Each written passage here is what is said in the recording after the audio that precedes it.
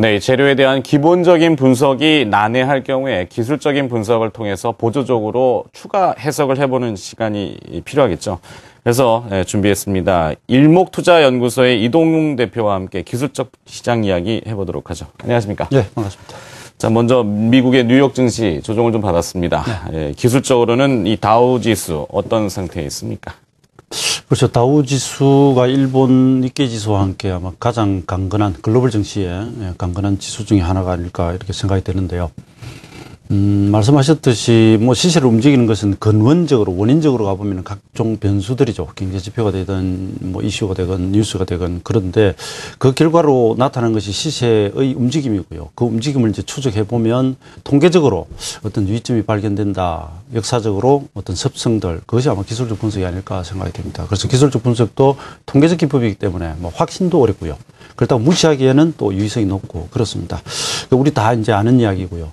미 증시는 사실 좀 고비를 넘어가고 있습니다. 제가 3월 초에 우리 증시의 상승을 바라면서도 주요 변화일들, 뭐 일목에서 말하는 변곡점이 너무 많이 와 있어서 걱정을 하고 좀 조심스러운 말씀을 드렸는데 미 증시도 보면 기술적 지표들이라든지 아니요 경제 지표라든지 최근에 발표된 지표들이라든지 그다음에 양적 완화와 같은 그런 정책적 의지가 뚜렷하기 때문에 사실 굉장히 강건한 편인데 냉정히 그냥 가격만 놓고 보면 중요 고비에 좀 와 있는 것 같습니다. 키프로스 문제가 뭐 병도 주고 약도 주고 병도 주고 그러는 모습인데 이것은 하나의 빌미일 것 같고요. 말씀을 드렸는데 차트를 한번 보시죠.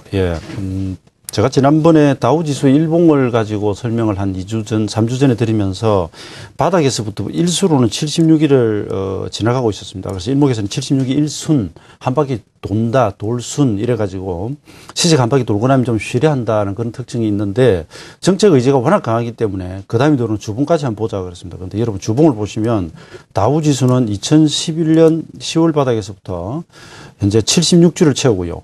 그 다음에 2012년 바닥에서부터도 41목 기본 수치를 채우는 상태에 있습니다. 그리고 하나 보시면 직전 고점대를 후행스핀이 지금 지나가고 있습니다. 그 전에도 거기에서 고점이 나왔거든요. 즉 이게 일목으로는 한 26 기본 수치 영역. 주봉이 그렇기 때문에 이러면 한 6개월 정도 됩니다. 그런 자리에서 물론 떨어지지는 않았습니다. 음봉이 조금씩 나오고 있는데 뭔가 좀 정체되는 그런 느낌이 나옵니다. 일봉으로 보시면 나스닥과 S&P 500은 이렇게 Y자형으로 확산한 상태에서 다시 Y자로 확산하다가 조금 조정을 받고 있고요. 다우지수가 가장 견조하기 때문에 횡보만 하고 있는데 한 8일째 대개 9일에서 10일 지나면 위든 아래든 방향을 정할 것으로 보이고요. 이것이 아주 가장 이상적인 형태로 간다면 바로 뭐 2월경에 나오던 이 당시에도 일봉이 횡보하면서 잠깐 흔들다가 올라가 버린 적이 있죠. 이런 모습이 나오면 가장 이상적인데 단기적으로 이탈이 좀 온다면 주의가 좀 필요한 자리입니다. 26주가 지나가고 42주, 76주 이런 중요 변화들이 다 뭉쳐 있다는 거죠. 또 한 가지. 월봉으로 보시면 2009년 3월 그러니까 2008년 금융위기 폭락 이후 진바닥 대바닥이 되겠죠. 여기로부터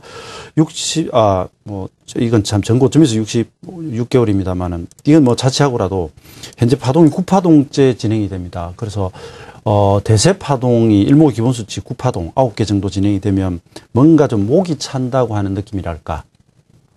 사케다 기법에서 신가 10수 법칙, 팔수 법칙 이런 것들이 있습니다. 그래서 신가격도 8개에서 10개, 9개에서 플러스 마이너스 1개 정도 가면 되게 통계적으로 목이 차더라라고 하는 그런 것들이 뭔가 그동안의 오랜 세월 동안 시세를 관찰해 온 사람들의 경험에서 나온 것들이거든요. 그렇게 본다면 9파동째다라고 하는 것은 지금 잘 올라가더라도 이 뒤에 반드시 조정이 좀 나올 수 있다는 그런 것을 의미하기도 하고요. 그 다음에 첫 상승 파동의 폭을 2배를 하면 14,580이 나옵니다. 그런데 지금 14,560까지 와 있고요. 첫 눌림을 2번을 올리면 14,500 정도 나옵니다. 540. 그것이 14,560이니까 뭔가 가격 목표치도 좀 차 있는 그래서 기술적으로는 좀 쉬어가기 쉬운 자리에 와 있다라고 이렇게 일단 말씀을 드리겠고요.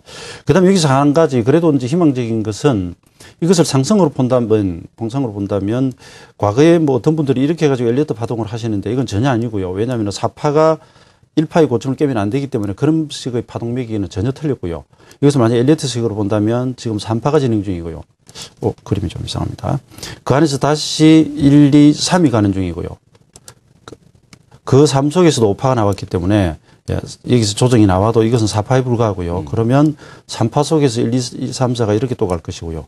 대세적으로 본다면 네. 이 큰 파동이 갈 수도 있죠. 물론 그렇게 되려면 경기가 당연히 좋아져야 됩니다. 좋아져야 되고 이번 조정이 들어올 때 만약에 이 라인을 깨면 이 파동 카운터가 전부 달라져 버리는데 예, 요지는 네, 단기적으로 이 시세의 뭉친 현상 여러 가지를 보자면 뭔가 조정을 좀 받기 쉬운 확률적으로 그런 자리에 와 있다라고 하는 말씀을 드리고요.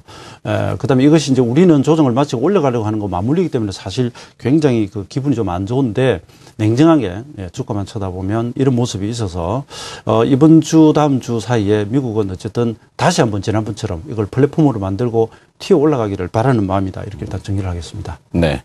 자, 정리하자면은 미국 뉴욕 증시는 기술적으로는 좀 쉬어갈 수 있는 자리, 조금 과하면 넘칠 수 있기 때문에 목에 찼다. 이런 이야기들을 해주셨고, 다시 바닥을 좀 다지는 과정이 좀 필요하겠다라고 해주셨습니다. 자, 미국은 미국이고 우리는 또 우리입니다. 자, 우리 증시는 어제 반등을 좀 했는데 오늘은 이제 개장 초반에는 미국 뉴욕 증시나 국제금융시장의 영향을 좀 받아서 네네. 뭐 조금 하락해서 출발할 수 있겠죠. 네. 문제는 그 다음일 것 같습니다. 장중에 이것이 지속적인 영향을 주느냐의 여부인데 기술적으로는 어떻게 보십니까? 예, 우선 이 시장을 쥐락펴락하는 것이 아시다시피 외국인들 아니겠습니까? 그래서 어제도 이제 외국인들이 선물 매수가 많이 들어오고요. 지난 3월 13일입니까? 그 당시처럼 현물이 한 900억 정도 매도가 좀 줄었다. 이것이 이제 또 하나의 상승 이유가 되겠고, 키프로스 해결에 대한 기대감도 물론 있었을 것입니다.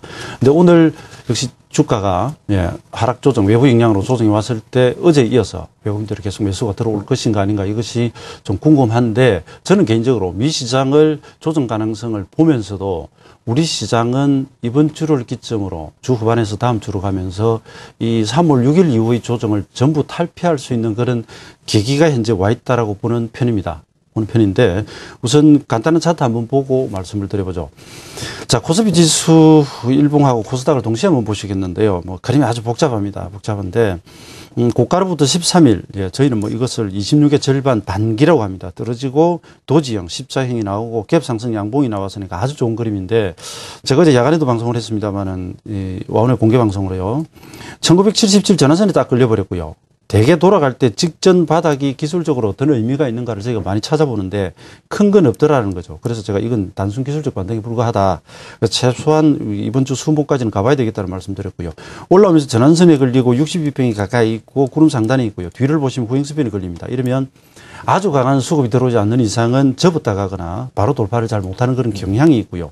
일단 오늘 눌린다면 바로 밑에 이제 구름 하단과 102평 등이 있는데 여기서 하루 이틀 정도 잘 정체를 저는 해주는 편이 오히려 나을 것이다라고 봅니다. 그 이유는 이따 말씀드리겠고요. 코스닥으로 와보면 역시 외국인 현물 매매에 많이 휘둘리죠.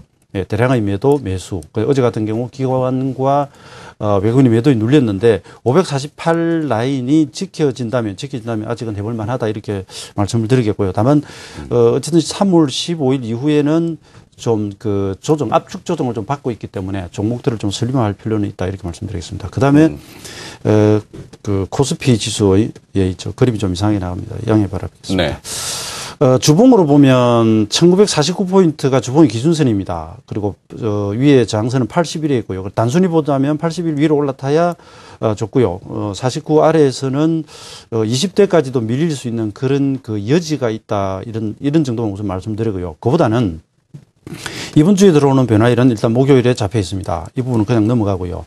이 변화일이라고 하는 것이 전에 한번 제가 그런 말씀을 드렸는데 여러분 그 통상 변화일이라고 하면 가격에 있어서의 내려갈 때 지지선과 마찬가지로 끄끄리고 하는 그런 경향이 있습니다. 그래서 변화일 자리는 최저점으로 오거나 2월 7일 자리입니다.